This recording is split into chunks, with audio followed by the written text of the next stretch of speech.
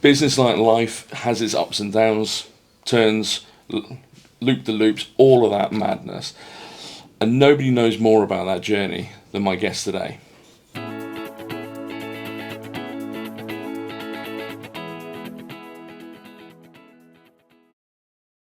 Welcome to today's episode of Success Unscripted. Today, my guest almost doesn't actually need an introduction, but I'll let him introduce himself.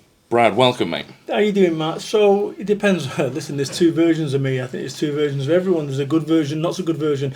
So I'm Brad Burton, a motivational speaker, author for books, and also the founder of 4Networking, the once largest joined-up business network in the UK before the pandemic. So that's kind of the good version of me. The not so good version of me is a guy who left school with no qualifications. I got shot at when I was 21, done 4 years on benefits and delivered pizza in Boardrooms when I was 31. So two sides of the same coin. How do we break that down? Let's talk about the start of your journey, your kind of genesis story. So you're a lad from Manchester that ended up down in Somerset. Right. How? So 1995, I think it was the 2nd of January, 2 bullets went through my window over in Manchester, and I effectively had to move. Okay, my family went onto Witness Protection Act. I didn't, and I decided I needed to move somewhere. So I literally closed my eyes and went, ended up in Bristol. Although I actually thought, well, okay, Bristol's probably not for me. My mum had been down to Burnham-on-Sea. She's got a friend there, and that's where I decided to move. I moved to Highbridge over in Somerset before moving to Weston-super-Mare. And then Bridgwater. Yeah, but you look at that there, Matt, and I think that what's really interesting about that is that if it wasn't for that, which definitively the worst day of my life, I wouldn't be sat here today. Do you know what I mean? So everything happens for the reason, and you and I wouldn't have met. I wouldn't be doing the video now with you. There wouldn't be another video of me calling you a prick. We'll look at that one later. I think that's an interesting point. And before we kind of get back to everything, I always find that people talk about negative things, and it's always, why is this happening to me? Fuck, why is this happening to me? It's always the worst day of their life. But actually 10 years down the road, when they've got that success, or they've got to where they want to be, or whatever they've achieved, actually you don't get there without that journey. And that journey goes sideways, more times than it goes straight. I look at my life and I think I'm so fortunate that I've managed to turn around every single negative I've turned around, whether it was getting shot at, whether it was business collapsing, whether it was getting a stalker. And, all these kind of things make, for me, a motivational speaker, it makes for great content, I'll be honest with you. Yeah, I'm not sure that I'm sure there are some things that you probably think, well, I wish they hadn't have happened, even if the content is great. What? Yes and no, because everything happens for a reason, even the shitty stuff. And I think that you can change, you can decide that this stuff doesn't happen, but then you cross over a road and you get hit by a car. So we have no idea what the alternative of life would have looked like. But you know what? Like I say, for all these things that have happened to me, I'm thankful, and I mean that sincerely. So let's wind it back then. So obviously you're down in the southwest. What did you want to do with your life then? Because obviously we know you built 4Networking and you've been on stage in front of thousands and thousands of people. In that moment when you've always said about kicking the can and nobody kicked it back to you. Whoa, you remembered that? Mate, let me share that. Because I think it's quite a useful story. So when I first moved to Weston-super-Mare, I remember literally walking down Weston-super-Mare High Street, and I kicked a can, and I genuinely had no one to kick it back to me. And the fact that I can remember that vividly, it's almost like a 3-second loop I can remember of that thing. I did put the can in the bin. But, recycle. Yeah, you can edit it out. But you look at that and you think to yourself, I realised how alone I was when I was over in Manchester. I had a big team over there, a load of friends and whatever, and I was, starting afresh. And I think that's living proof that you can restart. And I always ask this question, what does this make possible? And in my case, it made it possible for a fresh start. Amazing that you remember that. It's a powerful thing. What does this make possible? Even in the darkest moments, when you think, I can't necessarily go on, but what does it make possible? If you've got nothing to lose, what does it make possible? Or everything to gain. Exactly. Flip the mindset. So, in that moment, you kick the can, nobody's kicking it back to you. Where did you envisage your life going? they couldn't see beyond the short term. So, dole check to dole check to dole check. And I think this is fundamentally, if anyone wants to change their life, they need to take themselves out of the short term and move themselves into the medium and long term. What would the medium and long term version of me do? Go and do that. What would the short term version of me go and do? Don't do that. And you've really got to, because at some point you then reach the medium term and now it's your short term. So you've really got to recognise that it's... I think that's where people go wrong, and especially in today's society, everyone wants the instant fix, everyone wants the instant high, everyone wants the instant, I don't like this, I want to move beyond this, and people try to skip the steps. And when you do that, that's where the problems in your life and business form. Skipping the steps. I mean, it's absolutely true, isn't it? Everybody wants to win the lottery, but when they get there, they don't know how to deal with it. No, and that's the problem, is that, I've created a life for myself where if I would have got to where I got to sooner rather than later, I would have probably been in a mess, because that old version of me wasn't prepared for success and everything that's associated with it, and the kind of scaffolding that you need for a life. Scaffolding like that. So let's go back then. So how did you end up delivering pizzas then? Because, kid from Manchester, 2 bullets through the window, relocated. Yep. Kind of on the dole, how did you end up kind of in a marketing business or starting a marketing business? Because again, there'll be people out there thinking, I can't do this, I can't make anything, this is my life and that is it. So how the hell did you get to that place then? So if you think about your brain like a hard drive, and it is a hard drive, and everything that you're running right now, you're seeing the world completely different to I am. In fact, every single individual in this planet sees the world as they see it, not as it is. Right, so I started a business. On December the 16th, 2004, walked out of a job. So Good memory. But it's in my book. but it's probably one of the most significant days in my career, because I walked out of a job.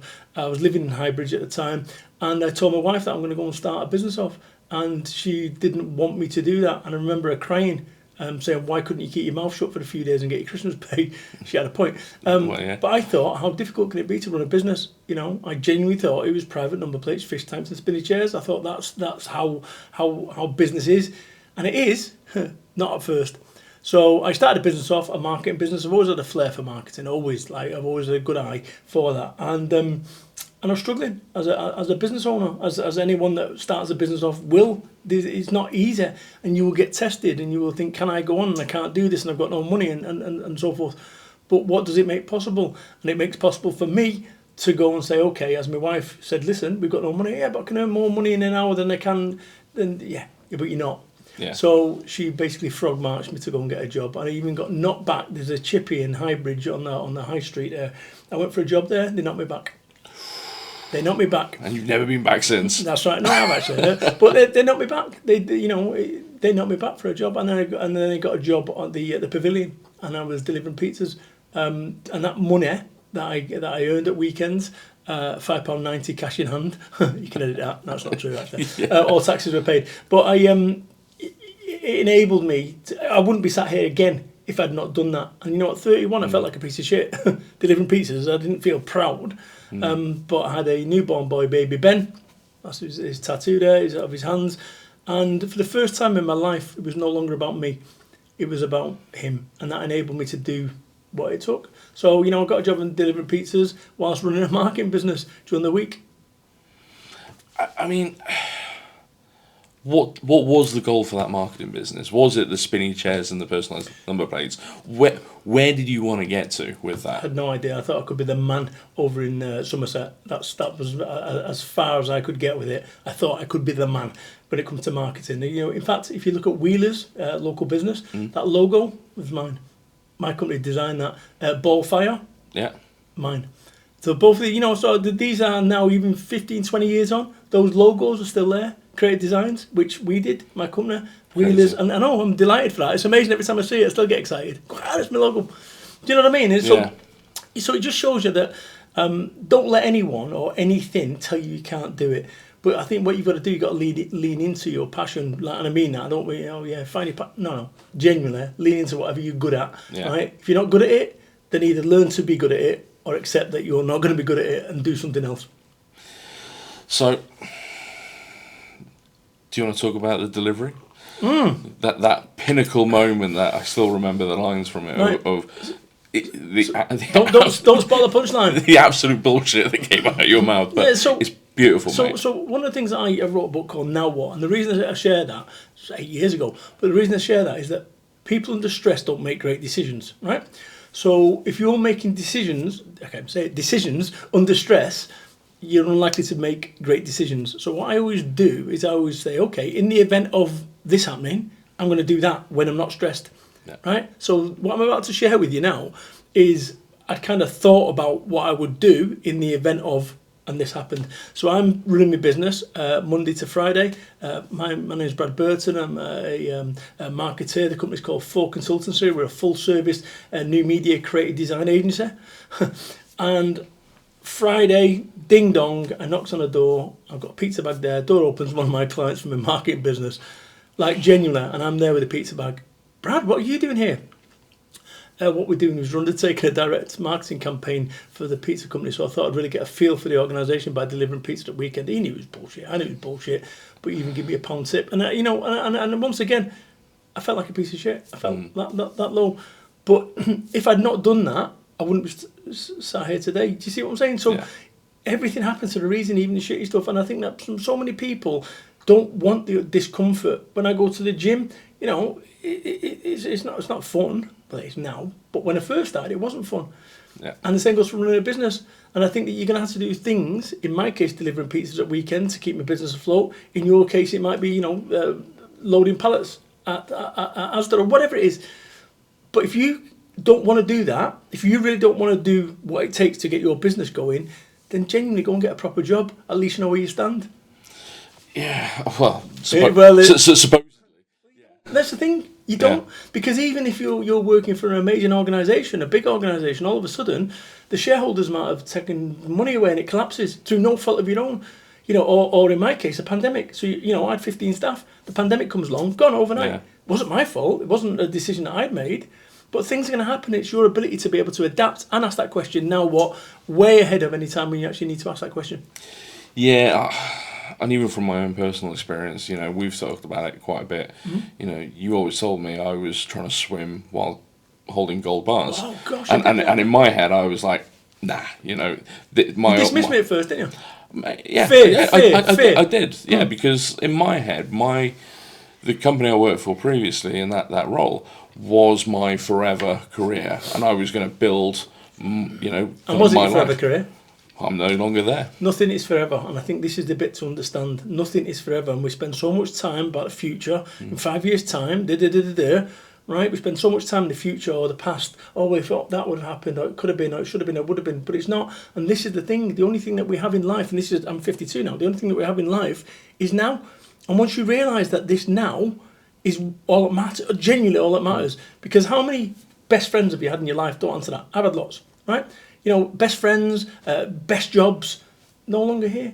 Yeah. So all we have is now. And when you realise that, life becomes a whole lot easier.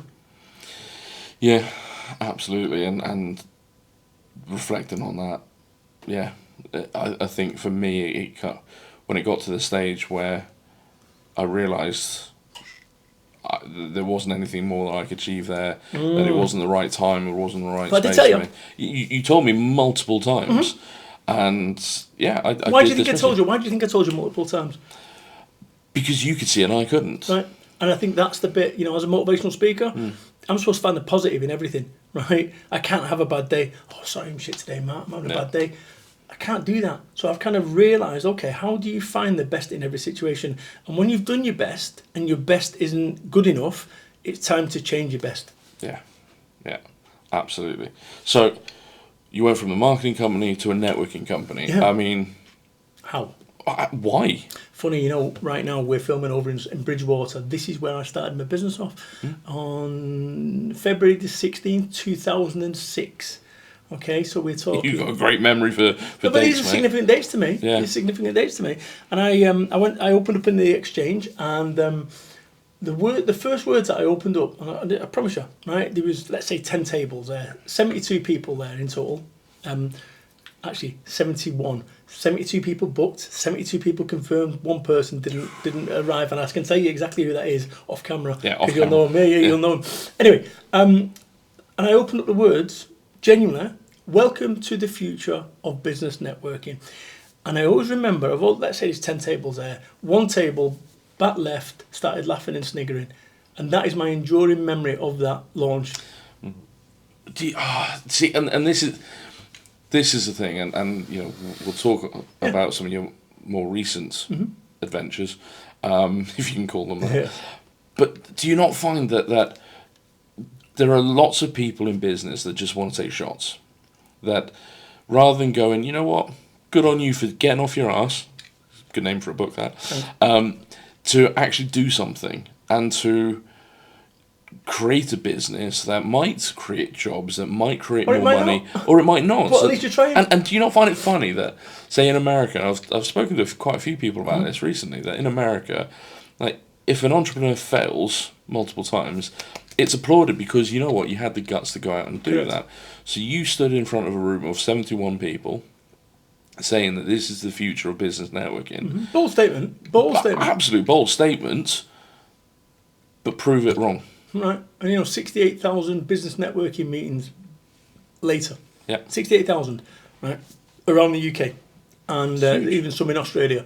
So none of that would have happened if I didn't start that first one, if I didn't deliver pizzas, if I didn't do these things. And I think that what I found with people is they'd rather shit on your successes or your trying rather than look at themselves as to what's going on, as to why they haven't done that. Why haven't they created the future of business networking? Why haven't they?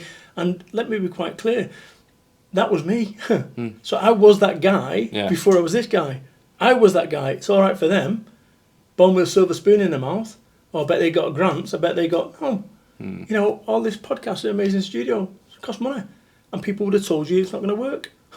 They would have. Yeah. What are you doing that for? And actually, you've done it because you believe that this thing can push forward. And actually, good on you. Do you know what I mean? Yeah. So when I started, this is really, genuine what I'm about to share with you.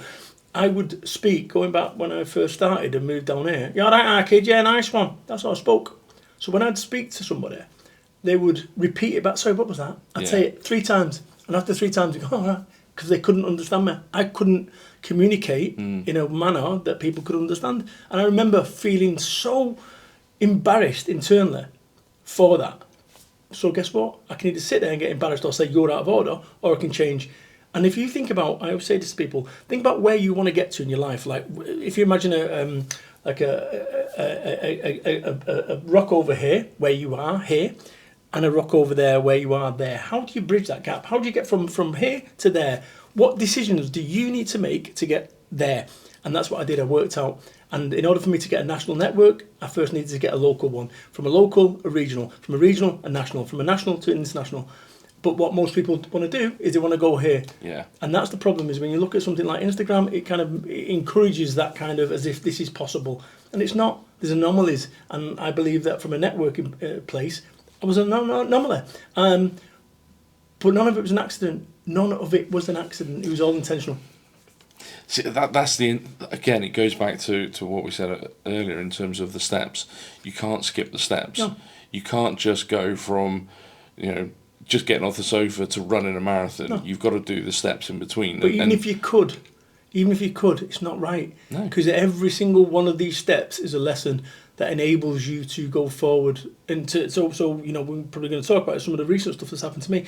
That resilience has come from 1, getting shot at. That resilience has come from 2, getting laughed at. That resilience has come from 3, starting a business off with no money and a wife crying, telling me she wants me to go and get a proper job. And every step of the way, I've had to ignore advice, I've had to ignore haters, I've had to ignore negativity in order to ask that question. What does this make possible? And it makes possible success on the proviso that you can put with all the punches on the way through to that. Absolutely. Now you say about success. Let's talk about failures as well. Oh, likewise. Not failures, but lessons that you've learned. So, of what's the one thing that you've tried over the years that you've gone, I wish I'd done something differently there? I've got hundreds of them. Literally hundreds of them. Hundreds. Yeah. Hundreds. So nothing's ever wasted. whenever you realise that no matter whatever you deal with, so I've been doing lots of creative design recently for a business, and I'll talk about that. So I've been doing lots of creative design, and my wife, like, oh, what are you spending money on that? You didn't go anywhere. Yes, it did, because I'm going to use that now element and so forth for my next thing. So nothing's ever wasted, and I think if you look at that there, life and decisions and mistakes become a whole lot easier to reconcile, and also recognise that any mistake is the correct decision at the time. No one, including me, wakes up and says, you know what, I'm going to go and fuck up today. Yeah. No, but occasionally I do. But I'd rather be that guy who gets it wrong than the person who doesn't do anything and doesn't get it right either. It's key, isn't it? Of if you get up in the morning and you just sit on your ass and you don't do anything. I did that. I did just that. Going like that, hoping that somebody's going to ring your doorbell, give you a big bag of £50 notes, an opportunity. And it doesn't happen. And this is the thing. It would be lovely to think that you can go on some training course and the next thing, boom, it doesn't work like that. But what you've got to do, you've got to lean into who and what you are. So if you think about my background from Manchester, I'm resilient, right? Yeah. I'm a risk taker. Intrinsically, I'm a risk taker, right? That's what I do. I'm a risk taker. So once you've taken risks, it's a whole lot easier to take other risks. Some people are not risk averse. My wife's risk averse. That's okay, because I'm not. Right, but if I listened to my wife, I'd never started my business off. She did not want me to start a business off. And I'll tell you something, I've taken my children on a once-in-a-lifetime holiday 13 times. Right, granted, they've not gone to private education, but Florida rocks for a few weeks. But you see the point, is that you've got to start somewhere. You've got to be prepared to be laughed at. You've got to be prepared to eat Tesco's beans and value waffles. Right, that's how it is. Yeah. And only then, if you're prepared to do that, are you prepared then to telling the universe, or you want to look at it, telling yourself. Remember I said before that the only person who's lived your life and sees the world in the way that you do is you. If I was to swap my brain with yours and yours with mine, your life would be different, and vice versa. So if you recognise that this, your brain, is your biggest chance of failure and it's your biggest chance of success. So by tuning your brain in the same way you program a computer, or you might edit this, that's what you got to do. You got to edit the way you think. And that's what I've done, because if I thought the way that I did when I was 21 years old, you're like, kid, nice one. I wouldn't be sat here. I wouldn't rate him 4 books. So, crazy. Yeah, living the life of the third Gallagher brother. Just done it. Could have got free tickets. Yeah. I mean, let's go back to something you said a second ago of building the network wasn't by chance. Mm-hmm. It was all calculated. Yeah. Decisions. Like, how? Steps. So, Bridgwater, Western, Taunton, I can't remember the third one, right? Yeovil, whatever, right? Yeah. So that's what we did. We got 11 groups in the first year. 11 groups in the first year. Second year, 24. Third year, 56. Fourth year, 120. Fifth year, we're now a £1 million business. Fifth year was 200. And then year 5, 6, 240, 2.3 million quid by then, from a standing start. No income, no investment, no money, nothing. So organically, right? I got offered some funding early doors, and I turned it down, because after you've got your Range Rover with your logo on it, what are you going to waste the rest on? And the problem is, with any kind of investment, you've got to pay it back, and people forget that bit. Yeah. I won't go into that with my old business. Then the pandemic hit. So you built and you built and you built, and then shut down. Gone. So it was March the 20th. What happened in that moment? March the 20th, 2020. Right, another date for you. Boris Johnson, please stay at home, folks. That was it, done. So I was running 500 networking meetings, the Brewers Fairs and the Holiday Inn Expresses up and down the land, gone overnight. And, we thought it was a 3-month thing, as we was being told. Yeah. 18 months later, it isn't. So we went online. And when we went online, we was the first network to go online within 24 hours of the pandemic. Why? Because now what was already preparing for that, right?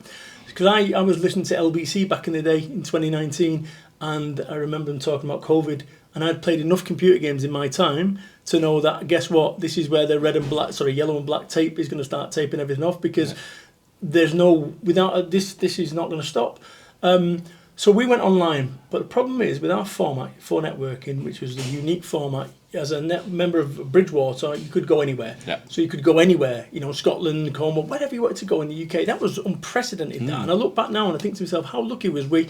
You look at it now and go, wow, It's a different world. You couldn't do it now. You can't go and get a breakfast at £10 at a brewer's fair. They want 17 quid or whatever. Yeah. People plus fuel. So it wouldn't work now. It wouldn't work the same way it did. So we went online. But every competitive advantage that we had, every competitive advantage was gone. So now, hiding behind the Zoom, hello, welcome to 4 Network in Bridgwater. Somebody who's based in Bridgwater runs their own network and says, welcome to Bridgwater. It doesn't matter. Yeah. So anyone can teleport anywhere. So our competitive advantage had gone. What I will say, which I really, really, really like now, is when I start seeing all these networks still running the 3 1-to-1s in group time.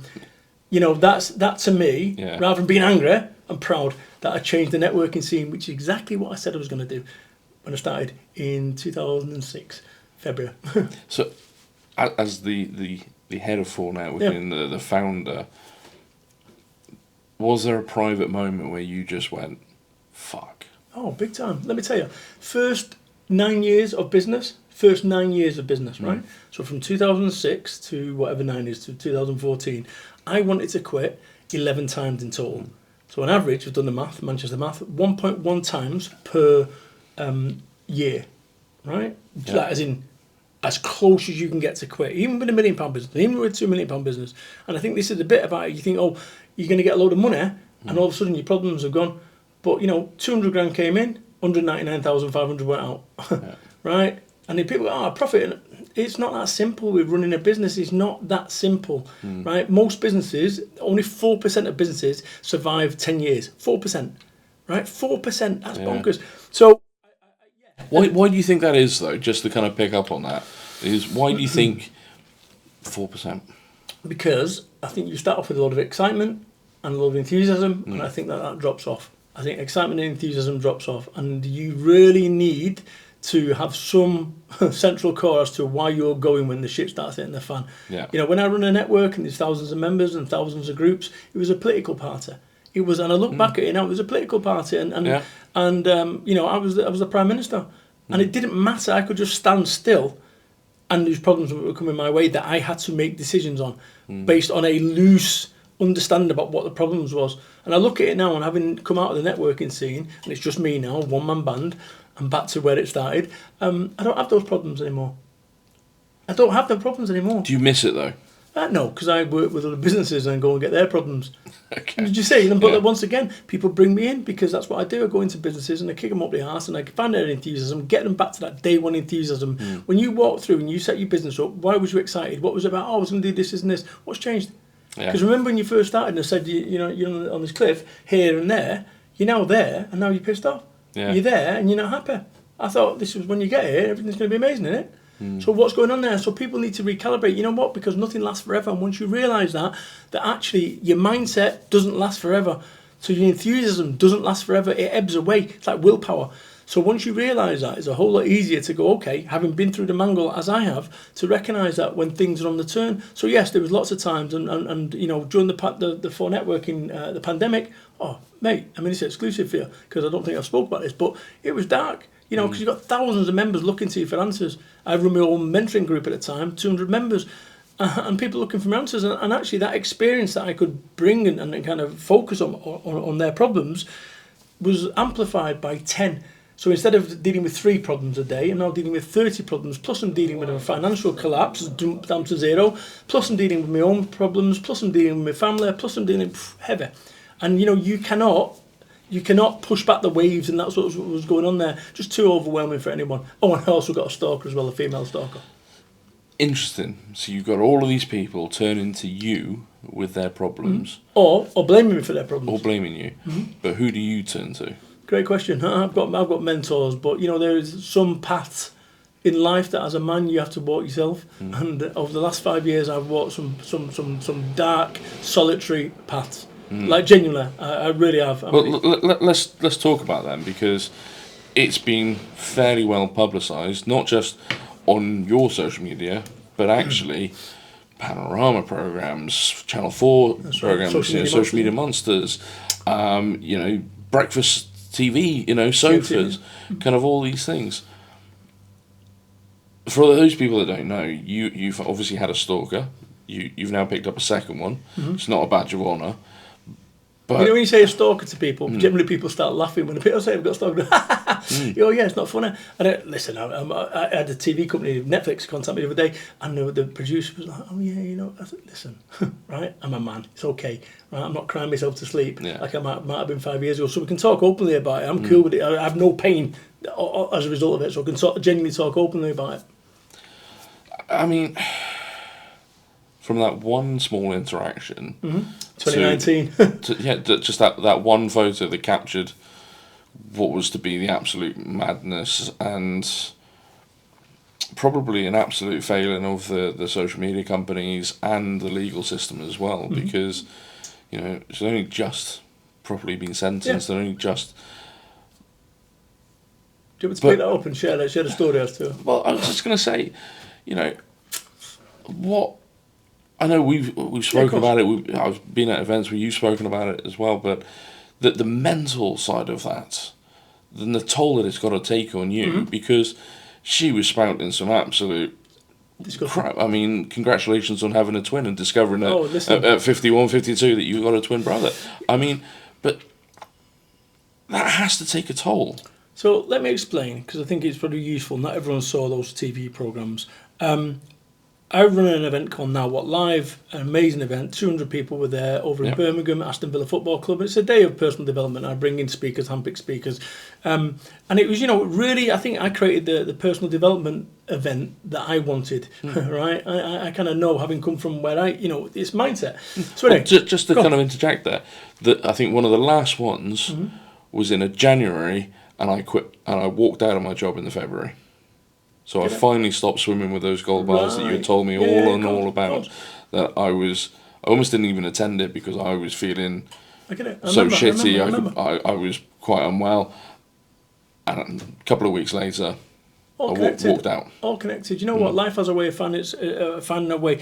So short version, I think it was January 31st, 2019. It might have been January 28th. Anyway. And so at this event, there was a woman there, and at the end of the event, she said, "Oh, can I have a selfie? Quick selfie with a creative designer that I use, Al Price," because he knew her.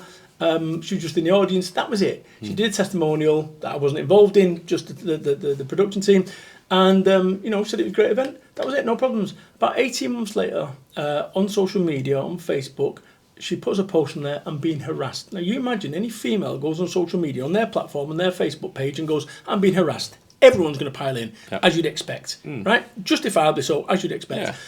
So she builds that up. She was a social media expert, right? She builds that up. And the next day, "I'm being harassed." It's a high-profile speaker. Now, at which point, because of the network, I'm aware of it. Yeah. So this was at the height of the pandemic, right? So I'm now thinking, who's she talking about? Next day, it's a high-profile motivational speaker. And then the third comment down was "Is it Brad Burton?" I didn't want to say. Whoosh. And all these people who were locked down, remember I said before, political party, PM, right? I'm now being cancelled. Like, I've got a list on my phone. I'll show you actually. 70 people. I've seen it. I've shown you before. 70, shocking. It's shocking. 70 people on that list that came for me. Like, guilty until proven innocent. Right? Default position. It was a modern day witch hunt. Like, genuinely. It was, yeah. Yeah, it was a modern day witch hunt. And, some people tried to defend me, and all they did was get caught in the crossfire. And there was at some point where I went, "You know what? Stop this." I sent some legals, £3,000. Bear in mind, my business had collapsed. I didn't have £3,000, so I've got the £3,000 for these legals. Sent them over to her to say, "This is, completely made up." Yeah. I killed the cat. I'd poisoned the cat. I'd killed her. I'm giving her death threats daily. Putting the windows through. And I'm over in Somerset, 200 miles away from Manchester. But this is what I'm doing for somebody that I met for 30 seconds. Made no sense. And anyone who knew me would go, "Okay, it's bullshit." But even so, even Terry Cooper, my chairman, he said to me, he sat me down in the office or whatever, chatted, and said, "Look, I've got to ask you, is there any truth in these allegations?" I went, "No, Terry." He said, "Well, the staff are asking." It's like, what is going on? So this was like an episode of Black Mirror. And every single day, this wasn't just like one post. This was like 10 posts a day about me. It was sustained. Hey, across every platform. So you know as well as I do, Matt, with everything you do with your digital business, you've got different audiences, Facebook, Instagram, Twitter, LinkedIn, all different audiences. So every day I was getting between 5 and 10 posts a day on multiple platforms. I was losing what few gigs I had. Yeah. My mental health had been torpedoed. And I was even doubting myself. and went to the police. They pretty much dismissed me. Thought it was just Sharon arguing with somebody in the council estate. And it took 4 years to get to court. Eventually, she gets arrested, and then she got put on bail, 30 days. 30 days and 10 minutes, started again, right? And, gigs were being cancelled. And bear in mind, my wife, when I started my business off, didn't want me to start this business off. So it's not just me, it's the effect it's having on my kids as well. This is the thing, it's that ripple effect, isn't it? That she might be taking shots at you, and they are... Vile. I mean, they're WMD shots. Vile. Absolutely. I mean, Can I just say something? I don't want to go... But everything that was on TV was a fraction of the reality. So I reckon what I shared on TV was a 6 out of 10. She was going as hard as 10 out of 10. Yeah. I don't even want to talk about it. I don't want to breathe any life into it. But dark stuff. Dark stuff. And as an innocent man, proven in court, completely 100% innocent, you look at that someone is that bored or messed up that they're going to devote their life, years. We've got Panorama involved. Panorama was there's an investigative journalist called Matt O'Donoghue. If it wasn't for him, I'm not sure I'd be sat in this seat right now, and I mean that sincerely. I mean, I remember seeing some of the stuff, and you haven't mentioned some of the stuff, and it was just like, what the fuck? And this is coming from somebody that called you a prick once. Of course, that's right. And I still love it, yeah. Just lining it up. But I just kind of went, Jesus Christ, this is... But, and again, it's that whole...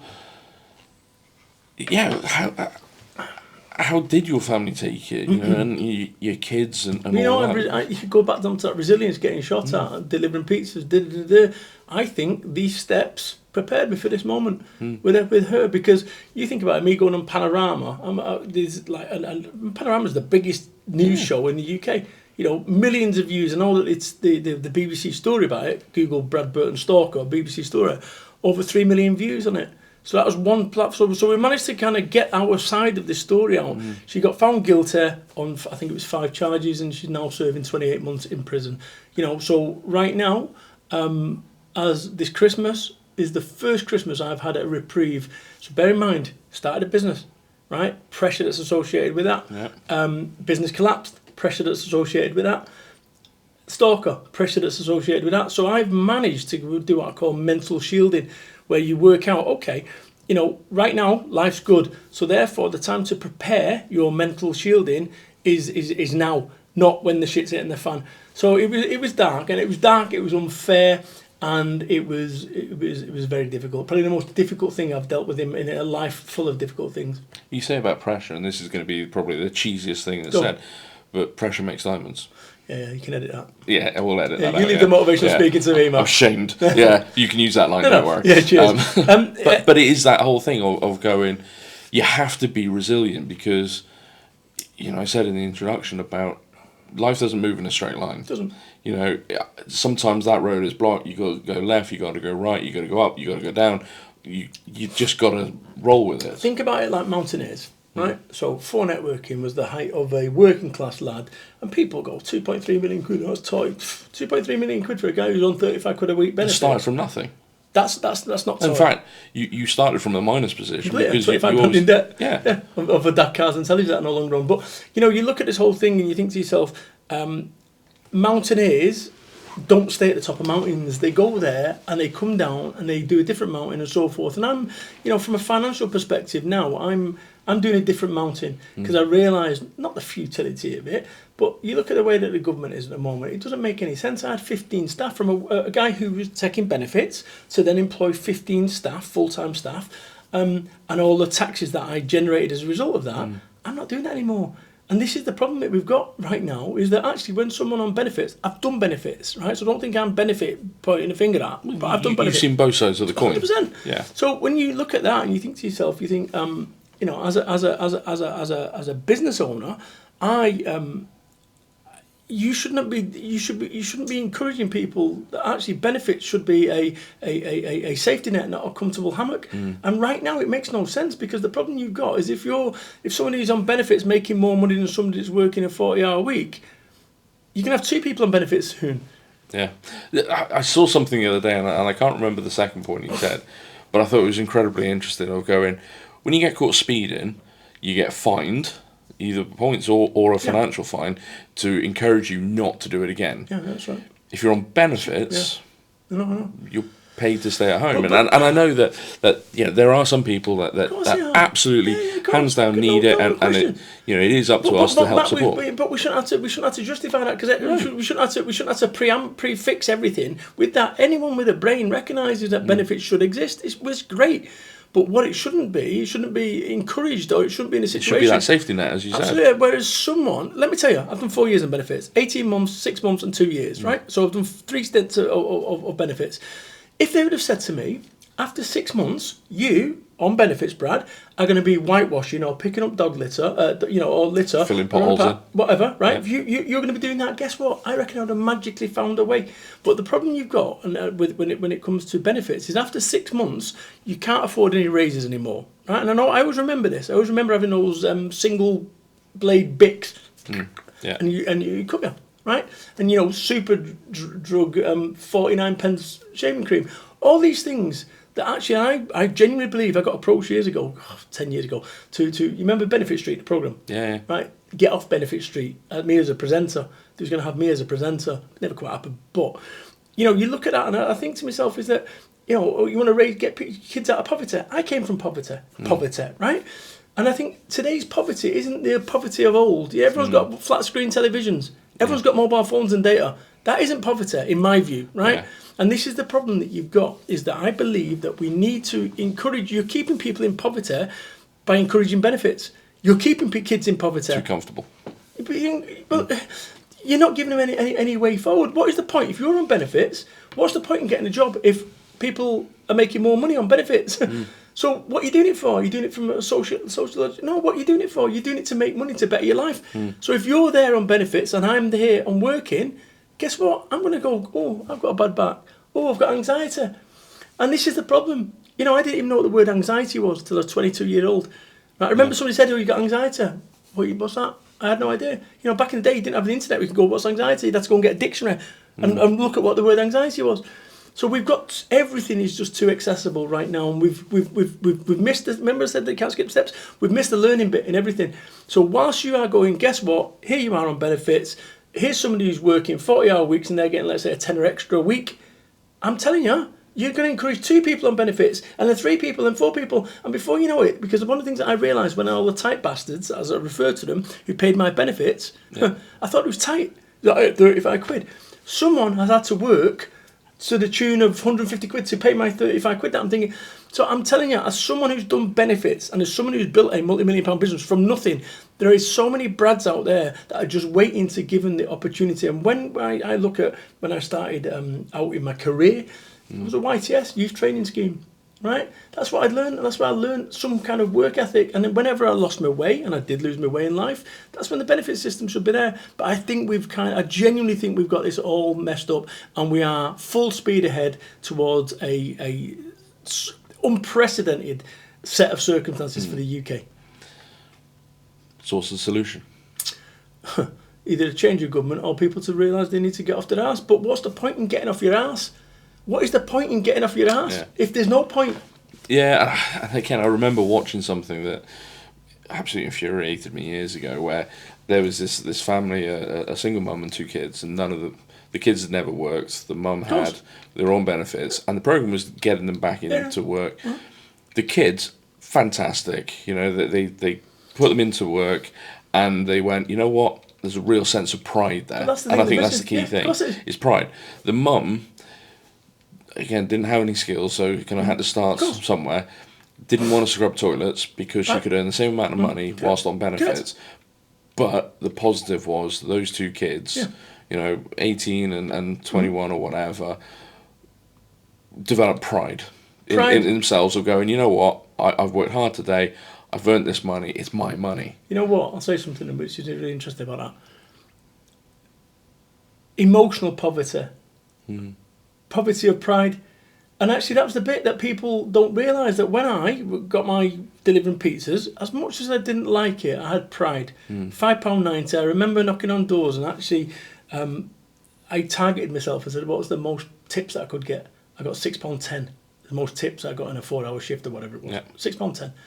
And this is it. Whenever a pizza guy turns up, I always weigh him in now. It's like always, because that was me. And I think that, there is opportunity for people, but I think what we're doing right now is saying there's no opportunity for people. And rather than spending money on giving handouts, what we should do is give training or give opportunity or help people start businesses off. Like the Dole Social over in Western-super-Mare suggested twice.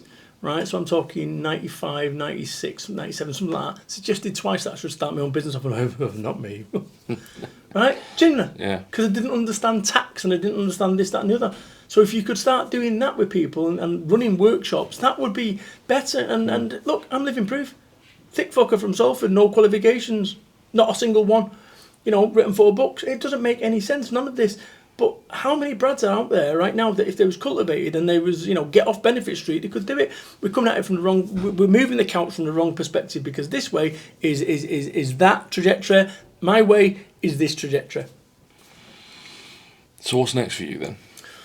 So I've been in business now for 20 years, self-employed for 20 years. I'm starting another network off for the first time in 25 years. I've been in the wilderness from a networking perspective. And I've looked at the way that networking is. And I think that networking, when I started for networking, I said, welcome to the future of business networking. Mm-hmm. And I looked at it in political terms. Looney left, nothing quite happened. Shabley Vollivant's local mayor talking about parking provision. Great, yeah, love that. Has no relevance to me whatsoever, but love that. It's all very nice. Then you had the hardcore, right? Where's your leads? Where's your referrals and so forth? I've set up a network and it is quiet at the moment. It's an invite-only one. It's called Motivational Business Network. And I'm looking at building this network, 20 members a week.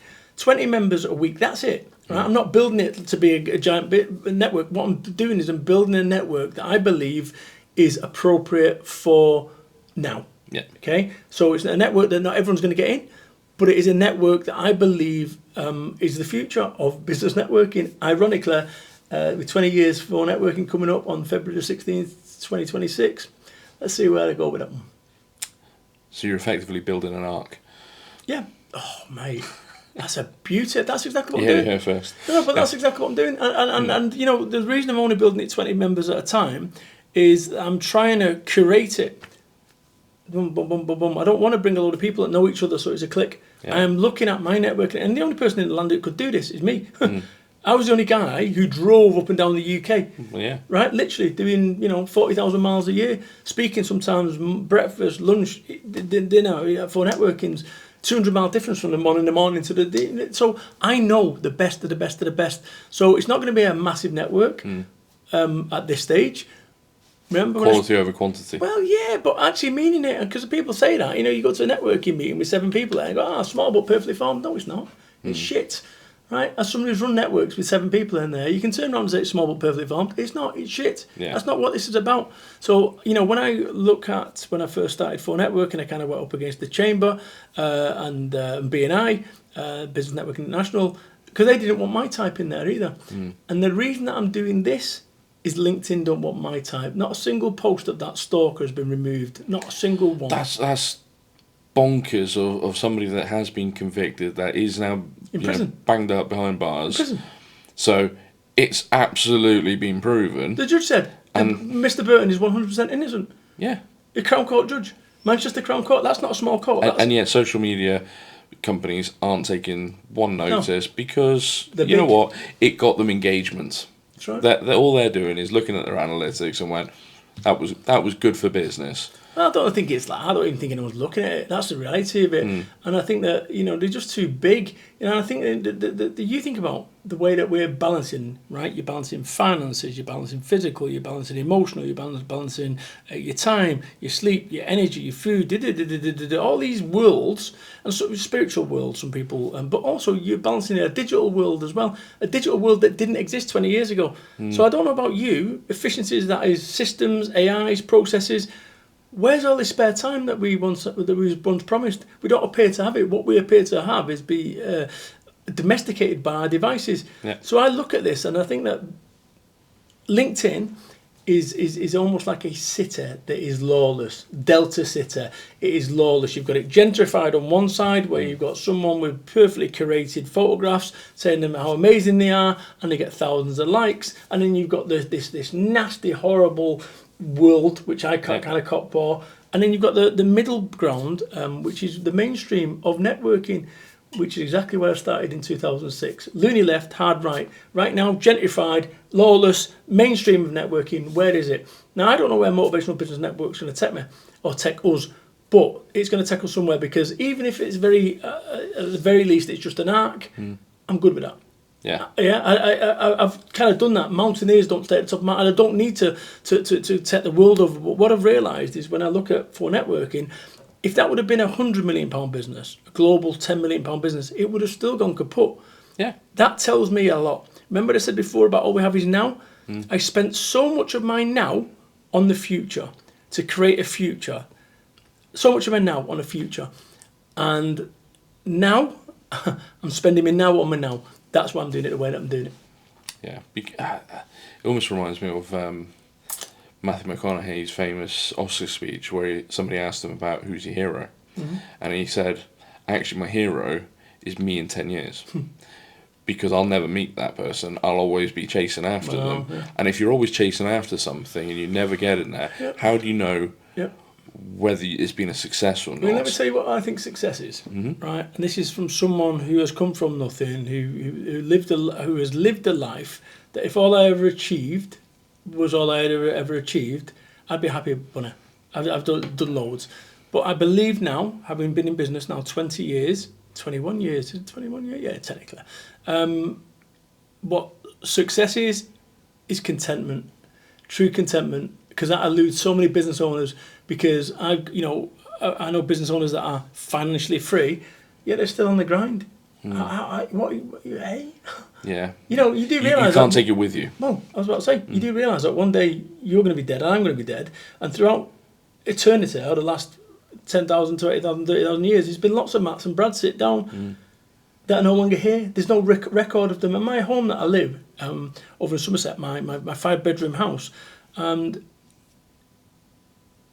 someone else lived in that house 50 years ago, a family, and they had their own arguments and they had their own discussions, their own Christmas dinner, and I don't even know who they are. They don't exist anymore.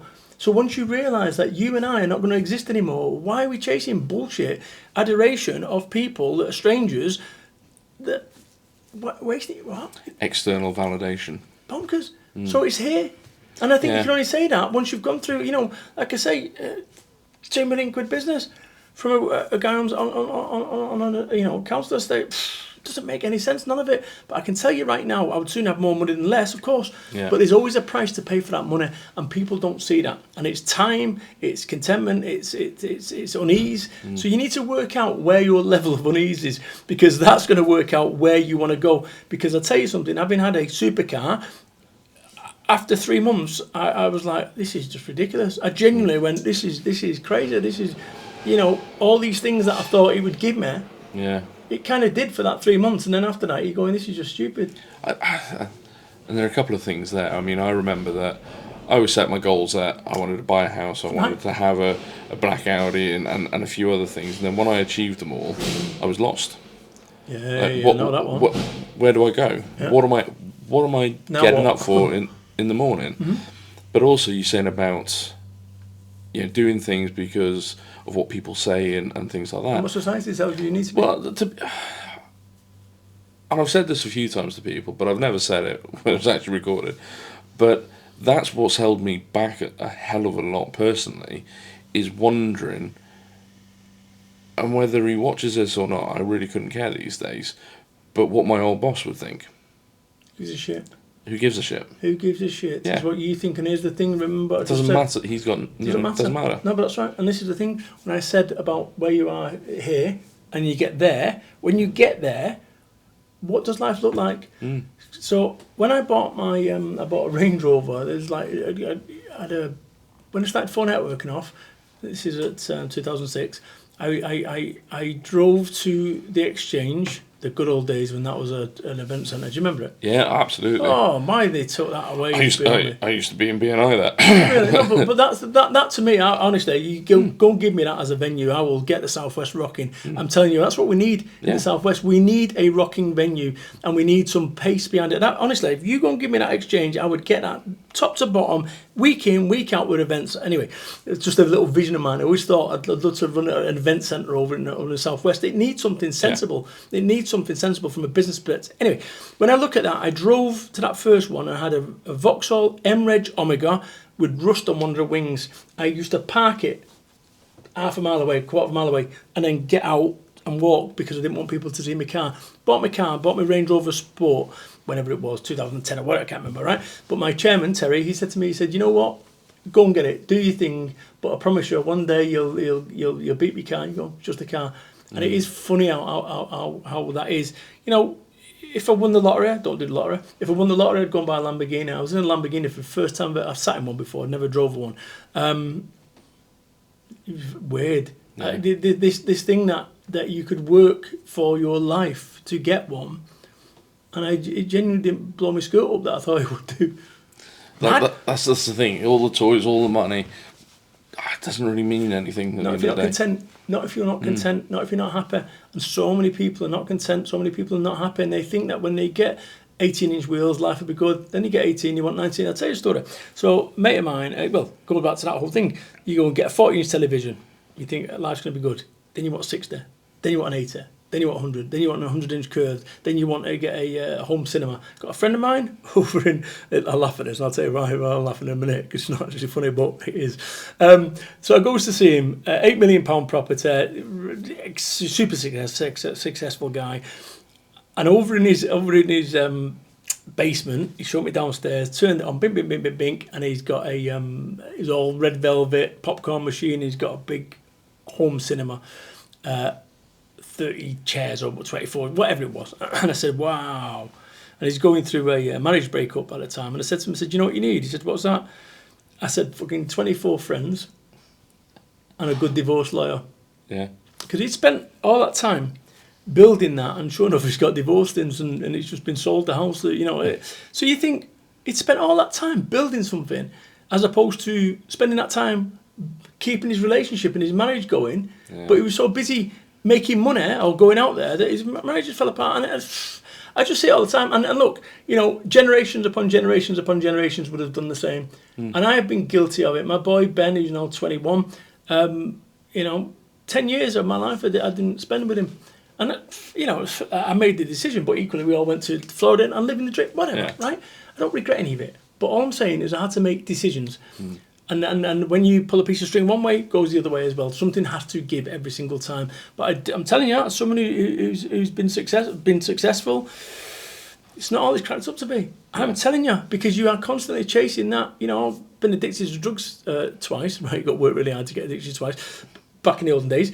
You're chasing that high. And when you can't get that high, you then start, it's a mess. It escalates and rolls and rolls and rolls, and you never achieve it. No, and it's like a donkey with a stick and a carrot. You're chasing this thing that can never be reached. So, but the thing that can be reached is contentment. And when you get contentment, then you can realise, do I want a load of dumb shit? Yes or no? Don't get me wrong. I got a big telly. I'm on an arcade machine. Arcade machine, yeah. I was going to say. Oh, listen, for those watching now, I'm in my arcade machine. 11 years old it is, by the way, now. 11 years old. It's just been upgraded, right? Finally, after 11 years getting upgraded. Anyway, I think the point I'm making about the arcade machine is when I was 8 years old, I said to myself, I'm going to buy one of these when I'm older. I remember saying that to myself, and I made it happen. I made a dream. And it's the only, I can genuinely tell you this, the only material thing that I've ever bought that I genuinely glad I did, if you see what I'm saying, right? Yeah, as in 11 years on, it's a monolith of pride that actually this working class lad from Salford, Manchester, who got shot at, been addicted to drugs twice, done 4 years on benefits, delivered pizza at 31. You know what? Every time I look at that, whatever happens here and then, you did it. Mate, we could talk forever and a day on these things, but we'll get you back for another episode. But I'm going to throw some quick questions at you, okay? Simple answers. So one of my favourite interviewers is a guy called James Lipton, who used to do Inside the Actors Studio. Always finished with some random questions. So, what is your favourite word in business or leadership? Resilience. Resilience. Nice. What business buzzword or phrase would you gladly ban forever? Kindest regards. Kindest regards, yeah. Okay. What kind of work or challenge is your business genuinely excites you? doing what everyone tells I can't. People telling me it'll never work, which is exactly what phone network can. Genuinely, I had people laughing at me that day and saying it'll never work. Okay, cool. Where are they now? Yeah, just I know exactly where they are now. What behaviour or habit in business instantly turns you off? Oh, being pusher. You don't need to sell me, right? I buy. Cool. When something goes badly wrong at work, what is your go-to exclamation? Fuck's sakes. Heard you say that a few times. What sound in your working life do you love to hear? My wife saying to me, we just had an inquiry. Love that. Yeah, who wouldn't love that? What sound in your working life do you dread? My wife telling me that the invoice hasn't been paid yet. True. If you could not do what you do now, what other career or role in business would you want to try? Great question. You know, I have the most perfect job ever. Like, genuinely, like, I thought about this. I thought, what would it... boxing promoter. Oh, yeah, I can see you with that. Yeah, very Eddie Hearn. Yep. Yeah. What job or role would you never want to do? I lasted 3 hours window cleaning and over in Weston-super-Mare, cash in hand years ago when I first started, and lifting those double ply, 3-ply ladders. No, not for me. At the end of your career, what would you love your team or your customers to say about you? He was a good guy. Simple, but effective. Yeah, I reckon. So, final thing, what's the one piece of advice you'd give people? What would the best version of me do? Right? Whenever the shit's hitting the fan and stuff's going wrong in your life, or you don't know what to do, ask yourself that question. What would the best version of me do? What would the absolute best version of me do? And go and do that. Thank you, Brad. Cheers, Matt. Check out Brad's socials. We'll put the links in the comments. But again, what an insightful episode. Genuinely, thanks for coming in, Brad. Thank you, friend.